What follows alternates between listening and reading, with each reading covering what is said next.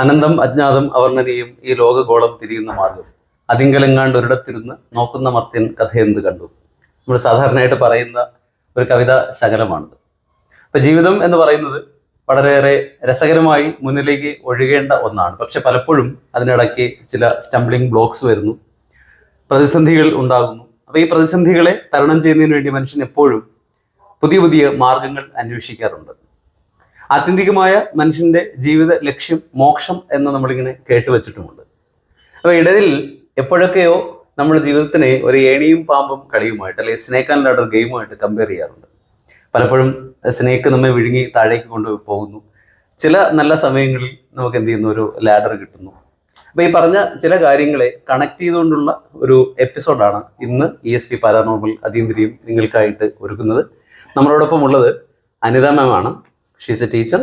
അതോടൊപ്പം തന്നെ ഞാൻ കേട്ടിടത്തോളം 10 അതിലേറെയോ തരത്തിലുള്ള സ്പിരിച്വൽ പ്രാക്ടീസുകൾ ചെയ്യുന്ന ഒരു വെർസറ്റൈൽ ജീനിയസ് കൂടിയാണ്. So we are very extremely happy and proud to invite and introduce ma'am to our channel. Madam അപ്പം വളരെ സ്നേഹത്തോടെ സന്തോഷത്തോടെ ഹാർദമായിട്ട് സ്വാഗതം ചെയ്യുന്നു. നമസ്കാരം. നമസ്കാരം. അപ്പോൾ ഞാനിപ്പോൾ പറഞ്ഞതിലുള്ള ചില കാര്യങ്ങളുണ്ട്. അപ്പോൾ മാഡം ഇപ്പം ഫോക്കസ് ചെയ്യുന്നത് മോക്ഷപദം എന്ന് പറയുന്ന ഒരു സിസ്റ്റത്തിലാണ് എന്ന് ഞാൻ വിശ്വസിക്കുന്നു. അപ്പോൾ എന്താണ് മോക്ഷപദം? ഞാനും അത് ആദ്യമായിട്ടാണ് കേൾക്കുന്നത്. അപ്പോൾ ചാനലിലെ ആളുകൾക്ക് എന്തായാലും വളരെയേറെ ഒരു ആകാംക്ഷ ഉണ്ടാവും അതിനെക്കുറിച്ച് അറിയാനായിട്ട്. ഇതൊരു പുതിയ കോൺസെപ്റ്റ് ആണ്. പക്ഷെ ഇത് ഡെവലപ്പ് ചെയ്തിരിക്കുന്നത് 13th century AD ഇത് മഹർഷി ഗ്യാൻദേവ് എന്ന് പറഞ്ഞ ഒരു മഹർഷി കുട്ടികൾക്ക് വേണ്ടിയിട്ട് ഒരു ഗുരുകുല സിസ്റ്റത്തിലെ കുട്ടികൾക്ക് വേണ്ടിയിട്ട് മോറൽ വാല്യൂസ് പഠിപ്പിക്കാൻ വേണ്ടിയിട്ട് ഉണ്ടാക്കിയിരിക്കുന്ന ഒരു ബോർഡാണ്. അപ്പോൾ ഈ ഇനീഷ്യലി അതൊരു 250 വാല്യൂസും വൈസസും ഉണ്ടായിരുന്നു. പക്ഷെ ഇപ്പൊ അതെല്ലാം ചുരുങ്ങി ഒരു 72ലേക്ക് വന്നിരിക്കുകയാണ്. ഓക്കെ. ഇന്നത് ഈ ബോർഡിലുള്ള സംഗതികളാണ്, കോളംസ് ആണ്. അതെ, ഈ ബോക്സസ് അല്ല. ആൻഡ് ഇന്നത് ഒരു ഡിവിനേഷൻ ടൂളായിട്ടാണ് യൂസ് ചെയ്യുന്നത്.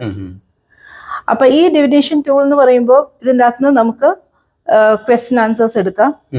അപ്പൊ നമുക്ക് എന്തെങ്കിലും കാര്യങ്ങൾ നമുക്ക് അറിയേണ്ടതുണ്ടെങ്കിൽ ഇത് ഈ ബോർഡ് ഹെൽപ്പ് ചെയ്യും.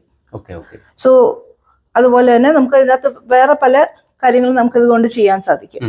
നമുക്ക് ഒരാളുടെ ഹൊറോസ്കോപ്പ് എടുക്കാൻ സാധിക്കും. അയാളുടെ പ്ലേസ് ഓഫ് ബർത്തോ ഡേറ്റോ ഒന്നും വേണ്ട, അവരൊരു ഹൊറോസ്കോപ്പ് എടുക്കാൻ സാധിക്കും. അവരുടെ സോൾ ജേർണി എടുക്കാൻ, അവരുടെ സോൾ ആസ് എ സോൾ എങ്ങനെയാണ് സോൾ ട്രാവൽ ചെയ്യുന്നതെന്ന് എടുക്കാൻ സാധിക്കും. അതേപോലെ തന്നെ നമുക്ക് ഈ ബിസിനസ്സിന് വേണ്ടിയിട്ട് കോർപ്പറേറ്റ് ഹൊറോസ്കോപ്പ് എടുക്കാൻ സാധിക്കും. സാധാരണ ഈ ഡിവിനേഷൻ ടൂൾസ് ധാരാളമായിട്ട് ഉണ്ട്. അപ്പൊ ഇതിന്റെ ഒരു ആക്യുറസി എങ്ങനെയാണ് മാഡത്തിന്റെ അഭിപ്രായത്തിൽ? ഒരുപാട് പ്രോഗ്രാംസിലൂടെ കടന്നുപോയ ആയതുകൊണ്ട് ചോദിക്കുകയാണ്. ഇതിന്റെ ആക്യുറസി എന്ന് പറയുന്നത് I would say about 98% it is accurate. So that's wonderful. Yes. കാരണം പ്രഡിക്ഷനിൽ നമുക്ക് ഒരിക്കലും തീർച്ചയായിട്ടും. പിന്നെ ഇറ്റ് ഡിപ്പെൻഡ്സ് അപ്പോൺ അത് റിസീവ് ചെയ്യുന്ന ആളുടെ എനർജി ഓൾസോ മാറ്റേഴ്സ്. അവരുടെ റിസീവിംഗ് മോഡ് ഓൾസോ മാറ്റേഴ്സ്. ആ ജെന്യുവൻ ആണെന്നുണ്ടെങ്കിൽ I think 100% ആക്യുറസി കിട്ടാറുണ്ട്. അപ്പൊ ഞാനും ഇങ്ങനെയുള്ള വ്യത്യസ്തമായിട്ടുള്ള ഒരുപാട് വഴികളിലൂടെ സഞ്ചരിക്കുന്ന ഒരാളാണ്, ഒരുപാട് മേഖലകളിലൂടെ സഞ്ചരിക്കും. പക്ഷേ എന്റെ ശ്രദ്ധയിൽ ഇങ്ങനെ വന്നിട്ടില്ല. ഇത് for the first time, to be frank, ഞാനത് കേൾക്കുന്നത്. അപ്പോൾ നോർമലി എനിക്കുണ്ടാകുന്ന ഒരു കൗതുകമുണ്ട്. മാഡം എങ്ങനെയാണ് ഇതിലേക്ക് എത്തിയത്? സത്യം പറഞ്ഞു കഴിഞ്ഞാൽ നമ്മുടെ സ്കൂളിലൊക്കെ we have this value education classes ഉണ്ട്. അപ്പോൾ ഏതോ ഒരു ഭവൻസ് ജേർണലിലും മറ്റോ ഇതിനെ കുറിച്ചിട്ടൊരു ആർട്ടിക്കിൾ ഉണ്ടായിരുന്നു. അതായത് കുട്ടികളെ എങ്ങനെ നല്ല രീതിയിലേക്ക് കൊണ്ടുവരാൻ സാധിക്കും, എങ്ങനെ ഈ ഓൾ വെർച്യൂസ് എങ്ങനെ നമുക്ക് മനസ്സിലാക്കി എടുക്കാൻ ഒരു കളിയിലൂടെ.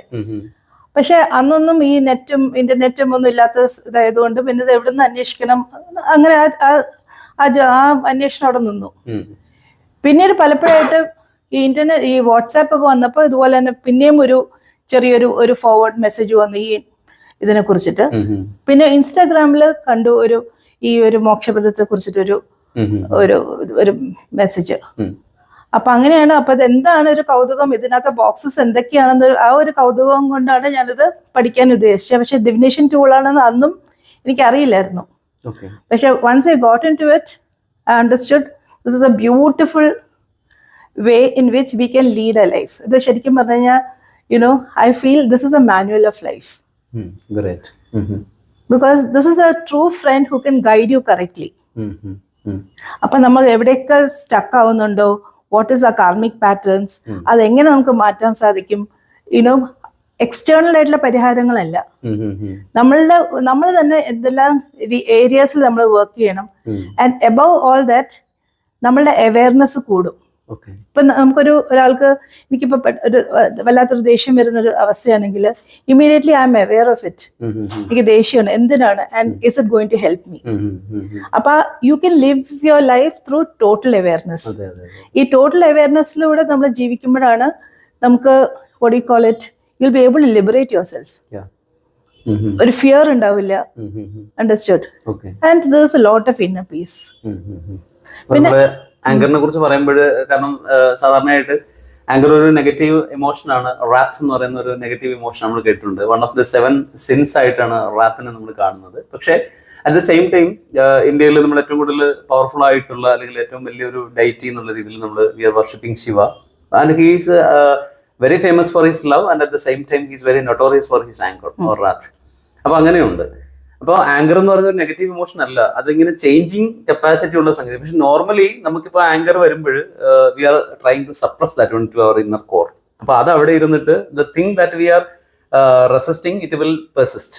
അതാണ് സംഭവിക്കുന്നത്. അപ്പൊ നമ്മൾ സപ്രസ് ചെയ്യുന്നത് അത് ഒരിക്കലും അതെന്ത് ചെയ്യുന്നു, that will repress and finally it will express എന്നാണ്. അപ്പൊ അതുകൊണ്ട് ആങ്കർ ഒരു അതിനെ ഏറ്റവും സൂക്ഷിച്ച് കൈകാര്യം ചെയ്യേണ്ട ഒരു ഇമോഷനും കൂടെയാണ് ആങ്കർ, അല്ലെ? അപ്പൊ ഈ ആങ്കർ പലരുടെയും ഈ ഒരു സ്പിരിച്വൽ ജേണിയെ ബ്ലോക്ക് ചെയ്യുന്നതായിട്ടും എനിക്ക് തോന്നിയിട്ടുണ്ട്. മാഡത്തിന്റെ ഒപ്പീനിയൻ? അല്ല, there's nothing wrong in getting angry, because പക്ഷേ how you need to be angry, that you need to learn that art. And I always say it should only remain on the peripherals. നമുക്കിപ്പം ഒരു കുട്ടികളോട് ഒരു കാര്യം പറയാനാണെങ്കിൽ വളരെ sweet ആയിട്ട് പറഞ്ഞാൽ ചിലപ്പോൾ അത് നടന്നിരിക്കില്ല. പക്ഷെ there you need to express your anger in a way that it doesn't hurt you. It doesn't get into your system. It should not permeate into your system. അത് പെരിഫറൽസിൽ മാത്രം നിൽക്കേണ്ട ഒരു സംഗതിയാണ്. So that is a tool that you have to use judiciously. Exactly. അതുപോലെ പലപ്പോഴും Lord ശിവയുടെ അദ്ദേഹത്തിന്റെ anchor എന്ന് പറഞ്ഞാൽ പ്രൊഡക്റ്റീവ് ആണ്, അല്ലെ? അങ്ങനെ ഉണ്ട്. അപ്പൊ ഈ ഒരു കോളം, ഐ തിങ്ക് ഇതിൽ 72 കോളംസ് ആണ്. ഇതിനകത്ത് 72 ബോക്സസ് ആണ്. അപ്പൊ ഈ ബോക്സസിന്റെ അകത്ത് നമുക്ക് വെർച്യൂസും ഉണ്ട്, വൈസസും ഉണ്ട്. അതുപോലെ തന്നെ ഓരോ ഇതിനകത്ത് കാണിക്കാമോ? ഈ ഒരു തീർച്ചയായിട്ടും ഇതാണ്, ഇതൊരു very simple board it is. അപ്പൊ ഇതിൻ്റെ അകത്ത് ഇത്രയും റോസ് ഉണ്ട്. ഈ റോസ് എല്ലാം ഓരോ ചക്രാസിനെ ഡിനോട്ട് ചെയ്യും. അപ്പൊ നമ്മൾ U begin your life from the lower chakras. അത് കഴിഞ്ഞ് നമ്മൾ ഇവോൾവ് ചെയ്തിട്ടാണ് നമ്മൾ ഹയർ ചക്രാസിലേക്ക് പോകുന്നത്. പക്ഷെ ഈ ഹയർ ചക്രാസ് ആണ്. ആൻഡ് ഈവൻ നമ്മൾ ഏറ്റവും മുകളിലെ ചക്രയിൽ ചെല്ലുമ്പോൾ ആ റോയിൽ എത്തുമ്പോഴും ഒരു ചെറിയൊരു എനർജി ഷിഫ്റ്റ് വരികയാണെങ്കിൽ, if it's a negative energy shift, you can definitely come down. That is അവിടെയാണ് നമ്മൾ snake bite and you come down. Yes, when the last column is inertia, because നമ്മളെല്ലാം achieve ചെയ്തു എന്ന് പറയുമ്പോൾ then you get into that energy of inertia. So that is a reminder that you should not be doing that. അപ്പൊ എല്ലാവരും നമുക്കൊരു guidance കിട്ടും. That is what is the amazing thing about this board. അപ്പൊ കൂടുതലായിട്ട് ഇതിനെ കുറിച്ച് അറിയണമെന്ന് ആഗ്രഹിക്കുന്നു. അപ്പൊ ഒരു കവടി ഇതിനകത്ത് കാണുന്നുണ്ട്. അപ്പൊ അതെങ്ങനെയാണ് മാഡം ഇതിനകത്ത് യൂസ് ചെയ്യുന്നത്? ഇത് നമ്മളൊരു എന്താ പറയാ, ഒരു it could be just a ഗോട്ടി, ലൈക്ക് ഡൈസ് പോലെ. ഇത് ഡൈസ് ആണ്. This a dice and this a ഗോട്ടി. അപ്പൊ നമ്മൾ സാധാരണ സ്നേക്ക് ആൻഡ് ലാഡർ കളിക്കുന്ന പോലെ തന്നെ നമ്മൾ ഈ ഡൈസ് ഇട്ടതിന് ശേഷം ഇപ്പൊ 1 ആണെങ്കിൽ നമ്മൾ ഇതിനകത്ത് യു സ്റ്റാർട്ട് മൂവിങ്. അപ്പൊ ഈ ഡൈസ് വീഴുന്ന അല്ലെങ്കിൽ ഈ നമ്പേഴ്സിന് അനുസരിച്ചിട്ടാണ് ഈ ഗോട്ടി നമ്മൾ ഷിഫ്റ്റ് ചെയ്യുന്നത്. അപ്പൊ അതിന്റെ ഇപ്പൊ suppose you are asking question on relationship. ഇപ്പൊ നമ്മളൊരു ഡൈസ് ഇട്ടു കഴിഞ്ഞപ്പോ ഇപ്പൊ ആങ്കറിൽ വന്നു. So which means that what is the block that is creating in your relationship. It is your anger. Understood? Again, there is a lot of interpretation regarding anger. The anger is not just getting angry. There are certain issues which you are unable to let go. It could be the anger of the past, it could be the anger in various areas. You are aware of it. So if you work on that aspect, your relationship will be improved. Okay okay. അപ്പൊ ഞാൻ ചോദിക്കുന്നത്, അപ്പൊ ഇതിനകത്ത് നമ്മളിപ്പോ ഈ ഡൈസിൽ 6 ഇതാണല്ലോ ഉള്ളത്. അപ്പൊ കണ്ടിന്യൂസ് ആയിട്ട് ഇത് ചെയ്യേണ്ടി വരും. കാരണം അങ്ങനെയാണെങ്കിൽ ആദ്യത്തെ 6 കോളം വരെയല്ലേ നമുക്ക് സ്റ്റാർട്ടിങ്ങിൽ വരാൻ പറ്റുള്ളൂ. അല്ല, ഇപ്പൊ നമ്മളിപ്പോ ഇപ്പൊ ആങ്കറിൽ വന്നല്ലോ, ഇനി നമ്മൾ അടുത്ത ഡൈസ് ഇടുകയാണ്. ഇപ്പൊ നമുക്ക് സപ്പോസ് നമ്മൾ ക്വസ്റ്റ്യൻ ആൻസേഴ്സ് ആണ് എടുക്കുന്നതെന്ന് വിചാരിക്കുക. അപ്പൊ ആദ്യം നമ്മൾ ചെയ്യുന്നത് ആ ക്വസ്റ്റ്യൻ ആൻസർ ചോദിക്കുന്ന വ്യക്തിയുമായിട്ട് energetically we connect. We have to initially connect with the energy of the person who is asking the question, and then we start throwing the dice. എന്നിട്ടാണ് നമ്മൾ ഈ ക്വസ്റ്റ്യൻസ്, അപ്പൊ ഒരു ക്വസ്റ്റ്യൻ കഴിഞ്ഞാൽ നമുക്ക് you can continue with the same board. അപ്പോൾ ഒരൊറ്റ question ആയിട്ട് വരുന്ന ഒരാൾ എന്തെങ്കിലും എന്ത് ചെയ്യും? ഒറ്റ question, he is having only one single question. You can stop, but ഒരിക്കലും ഒരു ക്വസ്റ്റ്യന്റെ ആ question there will be different reasons why that question has come. So definitely there will be more questions based on that. കാരണം ഇത് ചിലപ്പോൾ ആൾക്കാർ ചോദിക്കും, കാരണം one ക്വസ്റ്റ്യനിൽ നിന്ന് that will lead to another question. അപ്പൊ അങ്ങനെ ഒരു കണ്ടിന്യൂസ് പ്രോസസ് ആയിട്ട് till we get the final answer നമ്മൾ we have to continue. Correct. അല്ല, ഇനീഷ്യലി ചിലപ്പോൾ നമ്മുടെ മനസ്സിൽ ഒരൊറ്റ ക്വസ്റ്റ്യൻ ഉണ്ടാവുള്ളായിരിക്കും. പക്ഷെ ഈ ഒരു ആൻസർ ഇപ്പൊ ചോദിക്കുകയാണ്, ഫോർ എക്സാമ്പിൾ, എന്റെ ബിസിനസ് നന്നാവുന്നില്ല, I'm stuck in my business, what is it, what is a block? അപ്പൊ you throw the dice and let us say block വന്നു. ബ്ലോക്ക് വരുന്നത് നമുക്കൊരു ഇതിലേക്ക് വന്ന് ഗ്രീഡ് ആണെന്ന് വയ്ക്കുക. So now we interpret what is stopping you from growing in the business. So greed എന്ന് പറഞ്ഞു കഴിഞ്ഞാൽ it is not just about accumulating everything, it is not about hoarding. Again, it is about how you want to do with your things. Okay, the hoarding is not bad, പക്ഷേ what you want to hoard again. So it could be greed of anything. For example, it could be knowledge avam, it could be things avam.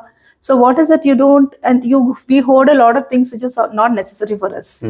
So this is just an indication that you be aware of your greed. Okay. അപ്പൊ നമ്മള് പിന്നെ greed എന്ന് പറയുന്ന അല്ലെങ്കിൽ അത്യാഗ്രഹം എന്ന് പറഞ്ഞാൽ തെറ്റായ ഒരു സംഗതിയല്ല, പക്ഷെ എങ്കിലും നമ്മൾ അതിനെ ഇങ്ങനെ ഹോൾഡ് ഓൺ ചെയ്ത് വെക്കാൻ പാടില്ല. അതെ, നമുക്ക് വി നീഡ് ഗ്രീഡ്. അതായത് everything should be in balance. കുറച്ച് മലയാളം കൂടെ പറയണം.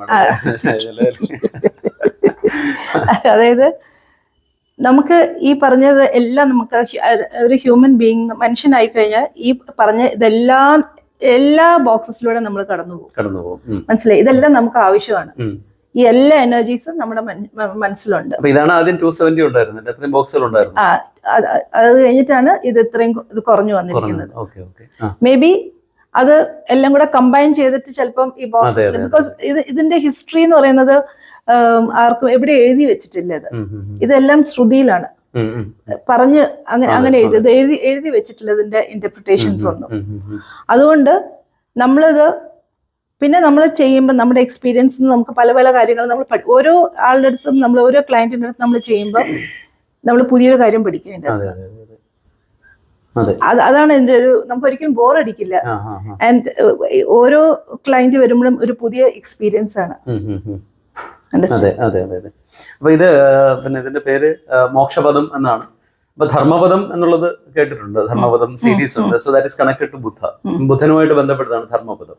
അപ്പൊ മോക്ഷപദം ബുദ്ധനുമായിട്ട് ബന്ധപ്പെട്ടതാണോ, അതോ അത് അങ്ങനെ ഏതെങ്കിലും ഒരു പ്രത്യേകമായ ഒരു കൾട്ടുമായിട്ട് അല്ലെങ്കിൽ പ്രത്യേകമായ ഒരു യൂണിറ്റുമായിട്ട് ബന്ധപ്പെട്ടതാണോ? ഇതൊരു വേദിക് സയൻസ് ആണെന്നാണ് മനസ്സിലാക്കിയിരിക്കുന്നത്. ആൻഡ് ഇത് ഈ ഒരു പേർപ്പസിന് വേണ്ടിയിട്ടാണ് ഇനീഷ്യലി യൂസ് ചെയ്തതെന്നും അതിനെക്കുറിച്ച് അല്ലാതെ ഇതിനെക്കുറിച്ച് ഡീറ്റെയിൽഡ് ആയിട്ട് എവിടെയും പ്രത്യേകിച്ച് പറയുന്നില്ല.